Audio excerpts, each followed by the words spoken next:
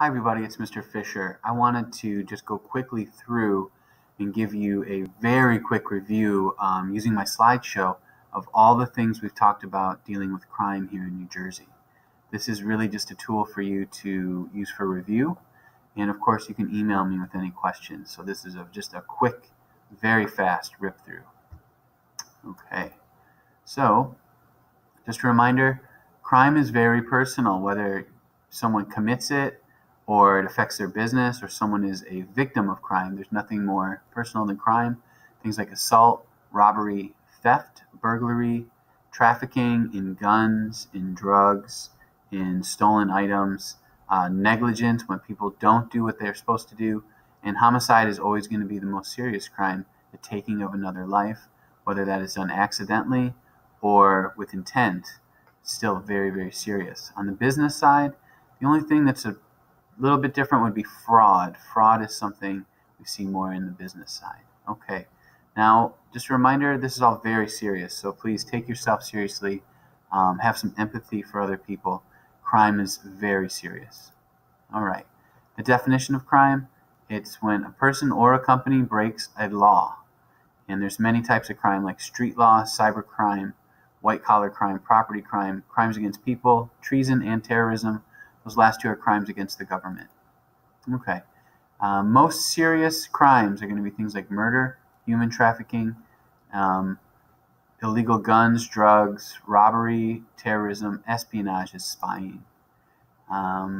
Theft, fraud, negligence, strict liability. These are property crimes. Property crimes are always less serious than crimes against people, and often the two go together. So when someone is robbed, that's an assault on a person, and it's also a property crime. Okay. Organized crime is when we see large groups of people that are working together to do lots of crimes. Basically, organized crime, we're talking gangs, and we're talking organized crime families. The goal is always to make money.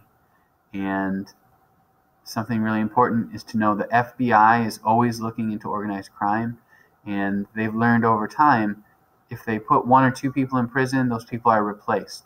So the FBI is working really hard to infiltrate and to shut down entire crime families, or infiltrate and try to shut down gangs completely. It is a very difficult thing. In New Jersey, we have so many organized crimes and families and motorcycle clubs. They're really gangs. The Bloods, the Crips, the Latin Kings, you name it. Some of the reasons for that. Here's Port Newark. Port Newark is the largest by volume port on the eastern seaboard, and frankly, no one knows for sure what's in the containers going in and out of the country, so it's a very good way for people to smuggle illegal items in and out of the country. Unfortunately, things like human trafficking are very common, and this is a real photo of some people who were charged with human trafficking in New Jersey. Typically, people who are human trafficked are female. They're forced into this or deceived into it, or somehow they're threatened, or their family is threatened if they don't go along. For sexual exploitation, forced labor, similar practices, even horrible things like organ removal are happening all the time in this country. Illegal guns, Americans have a long history of using guns and having guns. And in a state like New Jersey, we have restrictive gun laws. That actually reduces our murder rates in New Jersey. So even though we have a lot of illegal activity and a lot of gang activity, we have relatively low deaths from gun violence, because if you were to have really any of the guns in this picture, for the most part, would be illegal in New Jersey. When it comes to criminal law, this is really the important things that we would see in a test. We want to know the elements of a crime, understand strict liability and when that's applied, understand the seriousness of a crime, and in New Jersey we have levels like first degree, second degree, third degree, fourth degree felonies, and also attempt. Just because a criminal doesn't get away with a crime, that doesn't mean they didn't commit a crime. So attempted bank robbery is still very serious, even if the criminal didn't get away with anything. All right, so the elements of a crime. You have state of mind. That's the mens rea, is what we call it. The person has to knowingly or intentionally or willfully done an act. And then the second part is the actual criminal act. We can't prove motivation. Motivation might be used by the police or the FBI to investigate and try to figure out who has a motive to commit a crime. But unless the criminal actually confesses, we have no idea why someone is motivated. Okay, so strict liability. This is where motivation and intent don't matter. So I think you can see in these examples, a parking ticket. If you park somewhere you're not supposed to park, or you forget to feed the meter, you are guilty of that crime, parking violation. No intent, no mens rea was required. If a store decides to sell alcohol to a minor, it doesn't matter that they didn't know or the minor looked older. As soon as they commit that act, they have broken the law. I didn't know is never going to be a defense to a crime. Ignorance does not excuse criminal acts. So in New Jersey and pretty much everywhere, you're going to have felony and misdemeanor. Felony in our state is punishable for 1 year or more in prison. Misdemeanor is less serious. Usually people who commit misdemeanors are going to definitely be in jail for less than 1 year as a maximum punishment. But more often it's going to be probation, it's going to be fines, things like that. Think about a speeding ticket. Attempt is still a crime. And we use degrees in New Jersey for the seriousness. Okay. Thanks everybody for wearing masks. This is Lady Justice. This is a statue of her out in front of the federal courthouse in Newark, New Jersey. A few more crimes. The crime of omission. This would be when someone doesn't do what they're supposed to do, like paying taxes. If you don't pay your taxes, you're guilty of a crime of omission. Now, in most states and in most situations, if you see a crime and you don't report it, you actually didn't break the law. The exception there would be like a teacher who suspects child abuse or neglect of a student. Those people have a duty of care to report those crimes. But for most of us in normal day-to-day activity, the police would love it if you would come forward. They need people like you to help them, but you don't have a duty. You're not breaking the law if you don't report a crime. But not paying your taxes, it's a perfect example of a crime of omission. Theft, also known as larceny, is taking property like shoplifting, car shopping. We have this people going around all night trying to get into cars and steal stuff. That's what we call car shopping. But taking money or property from an employer, same thing, theft. An assault is a violent act against a person with or without a weapon. And in New Jersey, it's not assault and battery, it's just assault. So if someone were to be threatened with violence or actually hit or struck, those are both assaults. There doesn't have to be an actual hit. They don't actually have to be struck, but just the fear of being struck. If someone scares another person, that's technically an assault. Now, robbery gets more complicated because you can see there's elements to robbery because it's combining a property crime and a crime against people. You take goods or money, that's a theft, property crime. But if you take it from a person, now it's also an assault. And the use of force or intimidation. So if a friend just loans you $5, that's not a robbery. But if someone were to forcefully take $5 from your friend, that would be robbery. Just going to click through here. We did these in class.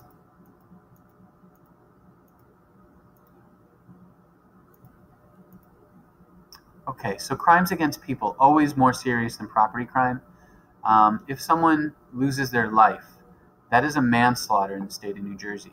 So manslaughter, second degree, third degree, fourth degree, those are the least serious.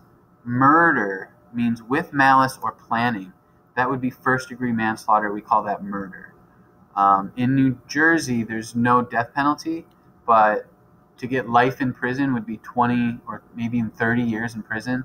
That would be the punishment for murder. So they can also do life in prison without parole. We have some very serious laws when it comes to murder and manslaughter. So if somebody drives drunk, crashes their car, and someone is killed as a result of that, that's going to be like a DUI manslaughter, probably going to be second degree. If a person is doing an armed robbery at, say, a Quick Check or a 7-Eleven, and they shoot someone, that is going to be a murder in the first degree, and that is going to be the most serious possible crime that you could commit, or anyone could commit. Okay, malice means to do intent, or with to do evil. So there's many situations where it's not super clear, was this a murder or was this manslaughter? And it's going to come down to the evidence, and the evidence proves intent. So if we have a couple that's arguing in a kitchen, and in the heat of the moment, one picks up a knife and attacks the other one, that actually might be manslaughter, believe it or not.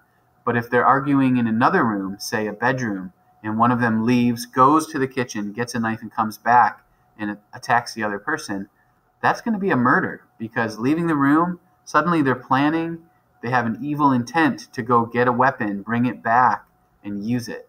So there's a fine line between the most serious manslaughter and the manslaughter of first degree, which is murder. And we did these examples in class. And this lays out the degrees, so if you want to pause and come back, this is worth looking at. You should definitely be able to identify one crime that fits each of these categories. And we watched this video in carjacking, about Newark carjacking. Fantastic. You can go find it. It's by Vice News, which is a part of HBO. I hope you enjoyed it, and it was really gave us an inside look into gang activity, and we got to see also how those cars are shipped out of Port Newark for places like Africa. And this was just a reminder about how morality is your belief of what's right and wrong, but your morality and all of ours is malleable. Depending on the situation you're put in, you may choose to do things, or you may see things that need to be done that you believe are right in that situation.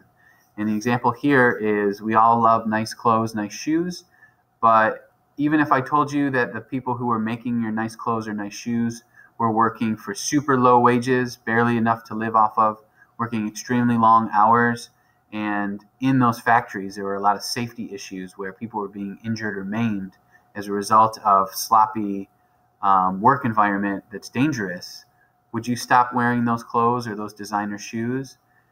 Hopefully that gives you some insight into morality and how it's flexible. Okay, parties to a crime, especially when we look at organized crime, when we have large organizations that are doing things like selling drugs on the streets, the drugs don't just appear. It's not one person who goes somewhere and manufactures drugs and then brings them to a neighborhood and sells them. It takes a huge network of people, and that's organized crime. So important to know the principal does the act, the accomplice is helping during the act, and we have accessories before and after, and that could be many, many people. So keep that in mind. These were more case studies. I'm going to move on now to organized crime. And a lot of this information comes from the FBI, the Federal Bureau of Investigation. They have worked since the 1950s to stop organized crime in our country. It's basically, I hate to say it, but it's an impossible task.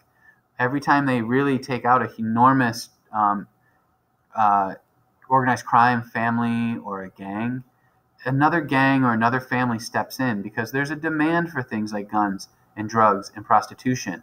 So someone is always going to be willing to go out and do illegal activity in order to make money.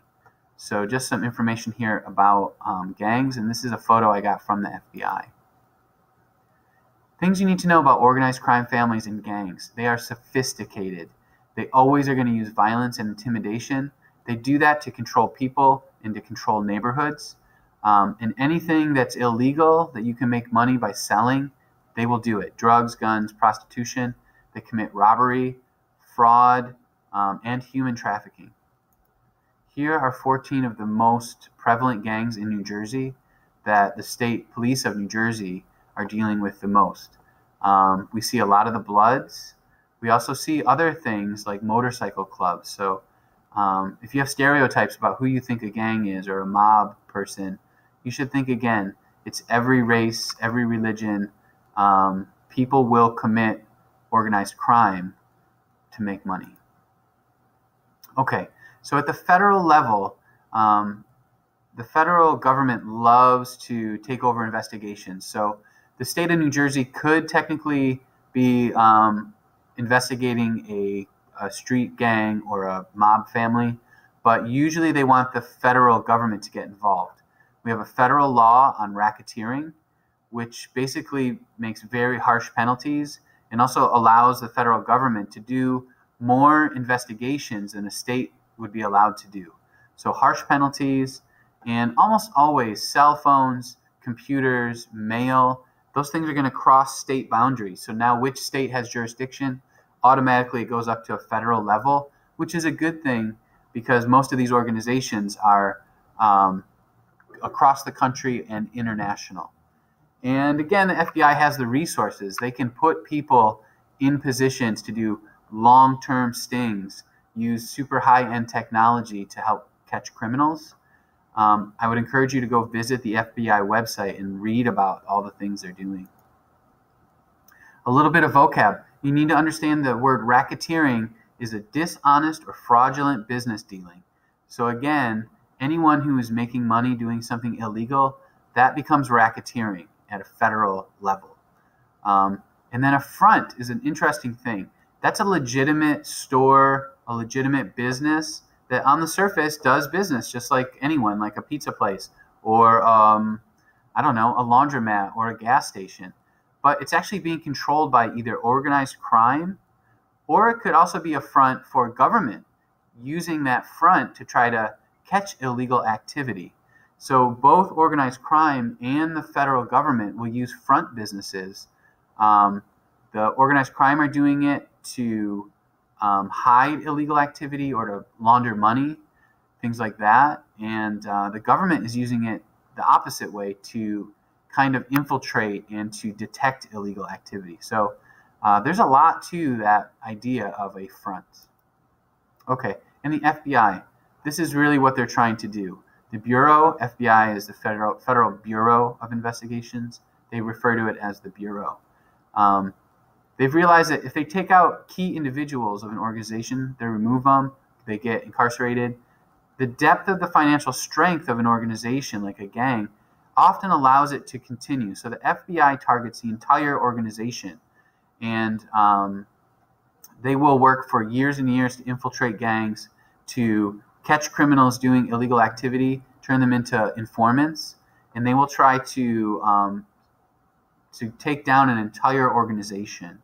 So that can be very challenging to do, and it's a real uphill battle. They need good people. So if you're interested in law enforcement, yeah, it's great to be a borough police officer or a state police officer or a corrections officer. Maybe go higher. Don't be afraid to think about a career with the FBI or the CIA. The CIA is out there looking at the rest of the world. The FBI is looking at inside of our country. The CIA is looking outside of our country. So if you're interested in law enforcement, I hope maybe you'll think about working for the Bureau. All right. So organized crime in New Jersey. This is Tony Soprano. He's a fictional character based on one of the case studies we looked at in class. Why is New Jersey a home of so much organized crime and street gangs? Port Newark. You also have huge cities like Jersey City, Camden, and especially Newark, where you've got a large population of super poor people. And then right outside of it, you have really, really wealthy suburbs, people with a lot of money. And they are in contact quite a bit. Many of the very rich people who live outside of a city like Newark are driving into Newark for work. They're driving into Newark to go to shows. They're going to Newark to teach at a law school or something like that. So we have this really close, compacted population of ultra rich and ultra poor people. That creates a lot of issues with crime, and also should bring up some ideas for you about social justice. What else? Oh, New York City and Philadelphia, and the New Jersey Turnpike connects those two major cities. So, for example, someone could import illegal drugs or guns through Port Newark, get them onto a truck, and that truck could be in New York City within an hour, or in Philadelphia within a couple of hours. High population and these huge city centers, plus Port Newark, makes New Jersey just a hotbed for illegal activity. And just a reminder, we have very restrictive gun laws, and that actually makes New Jersey the third safest state in terms of gun violence. So even though there is a lot of illegal activity, the FBI is out there working really hard with the state police and local law enforcement. We have actually very low rates of gun violence in the state. Okay, now when it comes to gangs, it used to be that if you were going to be in a gang, you would want to really display your colors all the time, and you would also get tatted up. So when you went to jail, which they often are in and out of jail or prison, right away you can be identified. Oh, you're in the Bloods. Oh, you're in the Crips.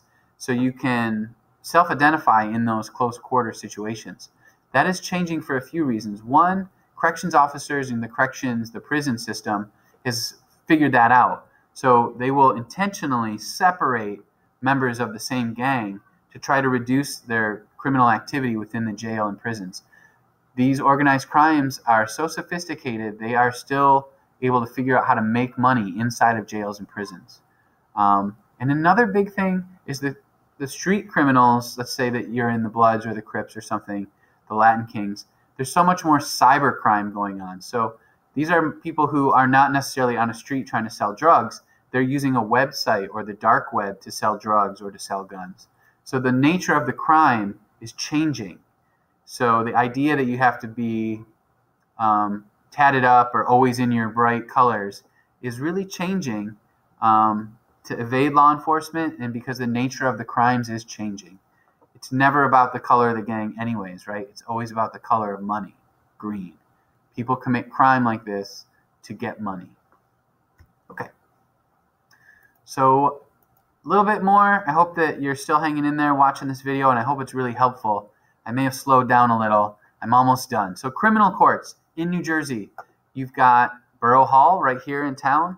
If you get a misdemeanor local ticket, let's say your pet pig is 150 pounds and it attacks someone and they write you up, you're going to deal with that at the local level. More serious, let's say a drunk driver, they're almost always going to be taken to the Ocean County Justice Complex, and they are probably going to face a state law in that case. So they will be housed in Ocean County in Toms River, and they will also go to court in Toms River. Now for federal crimes, there's actually 3 federal courthouses in New Jersey. And the reason there's 3 is because we have such a high population. And some little details, no matter what level you're at, most of the time, municipal court, speeding tickets, stuff like that. More serious, Ocean County, and each county has their own courthouse. And then federal is going to be people who are arrested, or the majority of the investigation took place in that state or in that city, then the feds will use that court. So no matter where this is at, innocent till proven guilty, if someone doesn't plead guilty and they go to court and they say they're innocent, a jury has to find them guilty, and it's much harder for the prosecution to prove the case in court. They would much rather have someone take a plea deal and to say that they're guilty rather than go to court, because the prosecution knows once they go to court, and it's a much harder case. They have to really prove it beyond a reasonable doubt. That means that a reasonable person believes that this person is guilty, and it's a whole jury. And if all 12 people don't believe that, then you're not guilty. There's often plea deals. That's why we have an issue with plea deals. The police will interrogate people. We'll take a closer look at this in juvenile court. We have a lot of cases where people are pleading guilty to crimes they didn't commit just because they're afraid of the consequences. The police are intimidating people into taking plea deals. So plea deals are good because they speed up the process, but they're bad because sometimes people who are innocent are pleading guilty to crimes they didn't commit. In court, they will be found guilty or not guilty, and we will learn a lot more about the court system at another time. Okay, so the plea bargain is an arrangement between the prosecutor and the defendant, where the defendant pleads guilty to a lesser charge in exchange for a more lenient sentence, or an agreement to drop other charges. So let's say we have someone who is possibly going to face charges for vehicular DUI manslaughter. So they were drunk, they drove a car, and somebody was killed by their actions. They may plead guilty to that in order to go from a first-degree offense down to second-degree offense. Maybe along the way they also damaged, tens of thousands of dollars worth of property. So they may also have other charges dropped against them for those property crimes. So that's an example of a plea bargain. And again, when people are scared or intimidated into giving a plea, that's a real problem. Okay, finally, after someone is found guilty, then they are taken to jail or prison. We're talking for felony crimes. Misdemeanors, people go home, all right? But you come back for sentencing, they come back from jail, and that's where they find out what the penalty is going to be. And for felonies, a lot of times it's incarceration. So state prisons in New Jersey or federal prison is what we call incarceration. And the term is just the state of being confined in prison, imprisonment. In New Jersey especially, we see social justice reform. I hope that COVID passes. I hope that we can get together. We can go to the Ocean County Court and we can see people who are guilty of misdemeanors and some serious felonies being sentenced. It's always surprising when we see someone who has done something pretty serious, a serious property crime, a serious assault, and they are not put in prison. The reason that we have this is if someone is put in prison, now their family doesn't have that income coming in. So instead of it being punishing someone for a crime, you're punishing their whole family for that crime. And we don't think that that is just. So remember, Lady Justice is always trying to weigh the rights of the majority and the rights of the minority. And to do that, we're finding that a lot of crimes, like drug crimes, there's no reason to lock people up. So that's just a little bit. We'll talk a lot more about the courts. All you really need to know for our first unit exam is municipal court, Ocean County Justice Complex, which is state, and then federal district court, and we have 3 of those. You should know just the basics about criminal law, criminal court. Okay, so social justice. The courts are going to release people and let them go home after like a drug possession or selling drugs. Allows them to work and provide for their families. They still are in trouble. They're going to have probation, drug testing, sometimes counseling. That's something they could do a better job of. Helps keep families out of poverty. And also, we find that when we have someone who's affluent and someone who's poor, and they are convicted of the same crime, a lot of times, if you're black or Latino, you're being sent to jail for something that maybe a white person or a person that's affluent, meaning they have a higher income, is not being sent to jail for. So because of those different issues, the state is slowly moving to keep people out of jails for nonviolent crimes. Okay, so we had just some other case studies. Here's just a quick overview. And we're going to do some other things. We've looked at organized crime. We did the carjacking in Newark. Other than that, in the stock market game, this is pretty much everything we've talked about leading up to our first test. For the first test, the format will be multiple choice with a couple open-ended questions. It'll be on a Google form. I'll have you do that in class. Virtual only students will probably meet and decide when that's a good time for you to take the test. I will give you a pretest. The pretest will be very similar to the actual test. I want you to be able to take that pretest and get 100%. So you feel incredibly confident going into the real test. This was a long video. I can't imagine too many people made it all the way to the end. But if you did, I hope it was helpful. And it's just a real pleasure to have you in my class. So take care. I'll see you next time. Aloha.